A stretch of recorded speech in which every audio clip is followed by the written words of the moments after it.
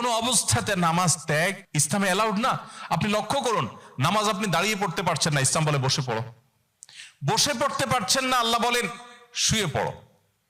শুয়ে শুয়ে আপনি হাত পা নাড়াতে পারছেন না, ইসলাম আপনাকে নির্দেশ করছে মনে মনে তুমি নামাজ আদায় করো। আপনাকে ওযু করে নামাজ পড়তে হবে, ওযু করতে পারছেন না, ইসলাম বলে তুমি তায়াম্মুম করো। আপনি তায়াম্মুম করতে যদি অপারগ হন, তায়াম্মুমের ব্যবস্থা নাই, ওযুর ব্যবস্থা নাই, তাহলে যে অবস্থা আছেন সে অবস্থা আপনাকে নামাজ আদায় করতে হবে। নামাজের জন্য সতর ঢাকা ফরজ, কিন্তু এমন কোন পরিস্থিতিতে আছেন আল্লাহ মাফ করুক আপনার সতর ঢাকার ব্যবস্থা নেই, তাহলে ওই অবস্থায় আপনাকে নামাজ আদায় করতে হবে। আপনি যদি এমন কোন পরিবেশে থাকেন যেখানে আপনার পবিত্র কাপড় থাকা নামাজের জন্য পূর্ব শর্ত, অথচ আপনার কাছে পবিত্র কোনো কাপড় নাই, তো ইসলাম ওই অবস্থা আপনাকে নামাজ পড়তে বলে। কেবলার দিকে ফিরে নামাজ পড়া ফরজ, কিন্তু কেবলা কোন দিকে আপনি জানেন না, জানার কোনো উপায় নাই, কাউকে জিজ্ঞেস করেও জানার ব্যবস্থা নাই, আপনার কম্পাসেরও সার্ভিস আপনার কাছে নাই, কোনোভাবে কেবলানের উপর আপনি করতে পারছেন না। এই রকম পরিস্থিতিতে অনুমান করে এই দিকে কেবলা হতে পারে ধারণা করে সেই দিকে ফিরে নামাজ পড়তে হবে, তারপর আপনাকে নামাজ আদায় করতে হবে। ভাইরা আমার, নামাজের গুরুত্ব এত বেশি বুঝেছেন সাহাবা ইকরাম যে যুদ্ধের মধ্যে, রণাঙ্গনের মধ্যে পর্যন্ত তীর এসে লেগেছে পায়ে, কিন্তু নামাজ ছাড়েননি। ওমর রাদিয়াল্লাহু তাআলা আনহু খলিফাতুল মুসলিমিন, তিনি বলেছেন লা হাজ্জা ফিল ইসলাম লিমান তারাকা সালাহ, যে ব্যক্তি নামাজ ছেড়ে দেয়, যে ব্যক্তি নামাজ পড়ে না, এর ইসলামে কোনো অংশ নাই, সে নিজেকে মুসলিম দাবি করবার কোনো অধিকার নেই। এই জন্য ভাইরা আমার, আপনি অন্য অনেক কিছুতে ছাড় পাবেন, রোজা রাখতে পারছেন না, আল্লাহ রাব্বুল আলামিন কোরআনে কারিমে বলেছেন ওয়া আলাল্লাযীনা ইউতীকুনাহু ফিদিয়াতু তুআমু মিসকিন। কিছু মানুষ রমজানে এমন অবস্থা আছেন যে এখন রোজা রাখতে পারছেন না, তাদেরকে আল্লাহ বলেছেন ফামান কানা মিনকুম মারিদান আও আলা সাফারিন ফাইদ্দাতুম মিন আইয়ামিন উখার। কেউ যদি অসুস্থতার কারণে, সফরে থাকার কারণে রোজা রাখতে কষ্ট হয়, তাহলে সে রমজানের রোজা না রেখে এই কয়েকটা রোজা, যেগুলো সফর কিংবা অসুস্থতার কারণে, কারো জ্বর হয়েছে, অসুস্থ হয়েছেন, রোজা রাখাটা টাফ হচ্ছে, তার পানি পান করতে হবে, তাকে মেডিসিন নিতে হবে, না হলে তার বিপদ হতে পারে, এইরকম সিরিয়াস পর্যায়ে অসুস্থ হলে আল্লাহ তাআলা তার জন্য কোরআনে বিধান দিয়েছেন সে এই রোজাগুলো ভেঙে রমজানের বাইরে অন্য সময় রোজা রাখতে পারবে। আর যদি কারো রোজা রাখার ক্ষমতা একেবারে শেষ হয়ে যায়, ওয়ালাল্লাযীনা ইউতীকুনাহু ফিদিয়াতু তুআমু মিসকিন, কারো রোজা রাখার একেবারে ক্ষমতা নেই, তিনি অসুস্থ হয়ে পড়েছেন বা বার্ধক্যজনিত কষ্টে তিনি বয়সের শেষ প্রান্তে এসেছেন, রোজা রাখতে পারেন না, আর এই ব্যক্তির জন্য রোজার বিকল্প হিসাবে খাদ্য বিতরণ করতে বলা হয়েছে। মিসকিনকে, একজন মিসকিনকে একদিনের খাবার দিয়ে দিলে একটা রোজার বিকল্প হয়ে যায়। এইরকম ব্যক্তির, যে ব্যক্তির রোজা রাখার ক্ষমতা নাই বার্ধক্যজনিত কারণে, অথবা এমন অসুস্থতা যে অসুস্থতাতে কখনো আর সুস্থ হওয়ার সম্ভাবনা নেই, তার জন্য ফিদিয়ার ব্যবস্থা রেখেছে ইসলাম। কিন্তু নামাজের ব্যাপারে ইসলাম কোনো বিকল্প দেয় নাই।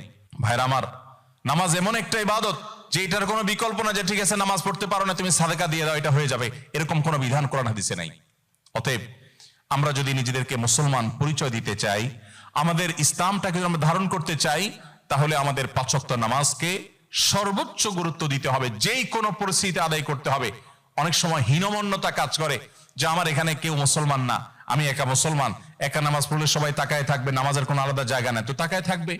তাতে আমার যদি একটু হেজিটেশন হয়, আমি যদি একটু অস্বস্তিতে পড়ি, আমি যদি একটু লজ্জাস্কর পরিস্থিতিতে পড়ি, তারপরেও সেটাকে আমার মেনে নেওয়াটা আমার ইমানের দাবি। আমি জান্নাতটা আল্লাহর কাছে কোন মুখে চাইবো? অনন্তকালের সুখের ঠিকানা জান্নাত যে চাইবো, সেখানে তো আমাকে কিছু স্যাক্রিফাইস করতে হবে। এই স্যাক্রিফাইসের বিনিময় আল্লাহর কাছে আমি জান্নাত চাইতে পারি। মুসলিম ভ্রাতৃত্ব, এই মুসলিম ভ্রাতৃত্বকে আমরা অনেক মুসলিম নামাজ কালাম পড়ার পরও সেভাবে ধারণ করতে পারি না, সেভাবে আমাদের ভেতরে আমরা সেটাকে লালন করতে পারি না, যেটা আমাদের অনেক বড় একটা ল্যাকিংস বা দুর্বলতা। অ্যাজ এ মুসলমান, আমরা গোটা পৃথিবীর সমস্ত মুসলমানদের সুখে সুখী হওয়া, গোটা বিশ্বের সমস্ত মুসলমানদের কষ্টে কষ্ট অনুভব করাটা আমাদের নৈতিক দায়িত্ব। দুর্ভাগ্য আমাদের, গোটা বিশ্বের অন্য ভাষাভাষী মুসলিম তো পরের কথা, আমার স্বদেশী, আমার ভাষার যে সমস্ত মুসলিমেরা আছেন, তাদেরকে পর্যন্ত অনেক সময় আমরা আপন করতে পারি না, বা তাদেরকে ভাই হিসাবে আমরা ট্রিট বা জ্ঞান করতে পারি না। যে হাদিসটা আমি পাঠ করেছি, সে হাদিসে এই ইসলামী বা মুসলিম ভ্রাতৃত্বকে আরো বড় আকারে, বড় অ্যাঙ্গেলে দেখানো হয়েছে।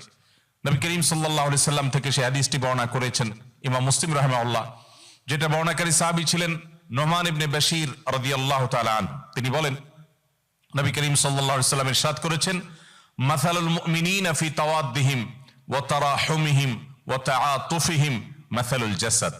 অর্থাৎ গোটা পৃথিবীর সমস্ত ঈমানদারদের পরস্পরের মধ্যে দৃষ্টান্ত হলো একে অন্যের প্রতি মায়া, মমতা, সহমর্মিতা, আন্তরিকতা, দয়া, অনুগ্রহ করা। এগুলোর ক্ষেত্রে গোটা বিশ্বের সমস্ত মুসলমানরা একটা দেহের মতো, একটা শরীরের মতো।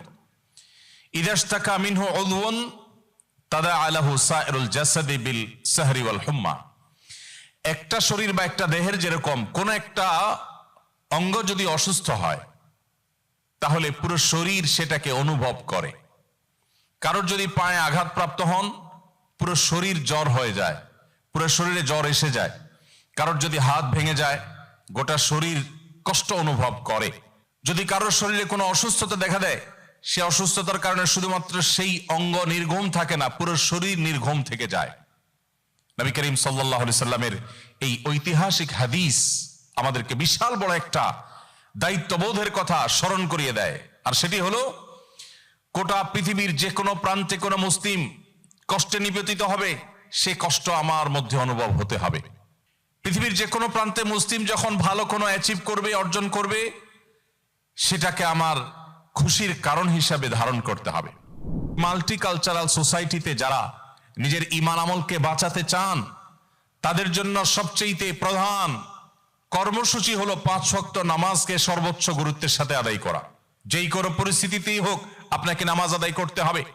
প্রিয় ভাইরা আমার, আমরা সেই রাসূলের উম্মত যে রাসূল সাল্লাল্লাহু আলাইহি সাল্লাম জীবনের শেষ মুহূর্তে অত্যন্ত কষ্ট করে যখন মাত্র 20-25 গজ দূরে নিজের বাসা থেকে মসজিদ এতটুকু দূরে গিয়ে নামাজ আদায় করার মতো শক্তিও ছিল না, তখন আমাদের প্রিয় নবী সাল্লাল্লাহু আলাইহি সাল্লাম একদিকে হামজা রাদিয়াল্লাহু তাআলা আনহু, আরেকদিকে আলী রাদিয়াল্লাহু তাআলা আনহুর কাঁধে দুটি হাত রেখে, দুইজন সাহাবী আলী রাদিয়াল্লাহু তাআলা এবং আরেকজন সম্ভবত আব্বাস রাদিয়াল্লাহু তাআলা আনহু, দুজনের কাঁধে দুটি হাত রেখে পুরো শরীরের ভার তাদের উপর ছেড়ে দিয়ে তারপরে পাওকে মাটিতে টানতে টানতে টেনে হেঁচড়ে নিয়ে তারপর তিনি জামাতের সাথে নামাজ আদায় করেছেন। তারপর নামাজ তরক করেন নাই। ভাইরা আমার, নামাজকে যদি আপনি সেভ করেন, যত যাই হোক আমি নামাজ ছাড়বো না, এই প্রতিজ্ঞা যদি আপনি করেন, আল্লাহ তাআলা আপনার ঈমানকে, আপনার ইসলামকে অটোমেটিক সেভ করবেন ইনশাআল্লাহ। এই জন্য ভাই, আপনি জব করছেন, চাকরি করছেন, আপনার পেশাবের জন্য, আপনার ওয়াশরুমে যাওয়ার জন্য যে সময়টা আপনি পাবেন, ওই সময়টা থেকে বাঁচিয়ে হলেও আপনি অন্তত ফরজ নামাজগুলো আপনাকে পড়ে ফেলতে হবে। আস-সুন্নাহ ফাউন্ডেশন, উম্মার স্বার্থে সুন্নাহর সাথে।